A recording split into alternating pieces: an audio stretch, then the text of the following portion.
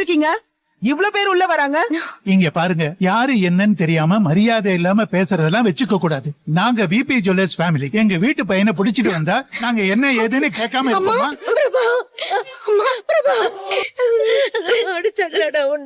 என்னமா அரெஸ்ட் பண்ணி கூட்டிட்டு வந்துட்டாங்களா? ஆமா மாப்பிள்ள, கூட்டிட்டு வந்தது மட்டும் இல்ல, என்ன தப்பு பண்ணான்னு கேட்டா எதுவுமே சொல்ல மாட்டேங்கிறாங்க. என்ன ஏதுன்னு தெரியாம நாங்க 2 பேரும் அதுக்கு எதுக்குமே அலைஞ்சிட்டு இருக்கோம். என்னன்னு கேட்டா எங்க 2 பேரையும் அடிக்க வராங்க. என்னங்க இதெல்லாம் அநியாயமா இருக்கு. சார், கம்ப்ளைண்ட் வராம நாங்க எதுவுமே பண்ண மாட்டோம். இவங்க மேல கம்ப்ளைண்ட் வந்ததாலதான் இவங்களை அரெஸ்ட் பண்ணி கூட்டிட்டு வந்திருக்கோம். கம்ப்ளைண்ட் கொடுத்திருக்காங்கன்னு சொல்றீங்களே, என்ன கம்ப்ளைண்ட், யாரு கொடுத்தா? எதுவுமே சொல்ல மாட்டேங்கிறீங்களே மேடம். முதல்ல அது என்னன்னு சொல்லுங்க. சொல்றதுக்கு எனக்கே கூசுது. என்னன்னு சொல்லுன்னு நீங்களே கேக்குறீங்க. அதோ அந்த செல்லுல உட்கார்ந்துட்டு இருக்காரு விஜய். அவங்க வைஃப் தான் அவர் மேல டொமஸ்டிக் வயலன்ஸ் கேஸ் கொடுத்திருக்காங்க. விஜய் அவர் மனைவி அனாமிகாவை அடிச்சு உதச்சி துன்புறுத்தி இருக்காரு. அது அத்தனைக்கும் காரணம் அந்த பொண்ணு பிரபான்னு சொல்லிருக்காங்க.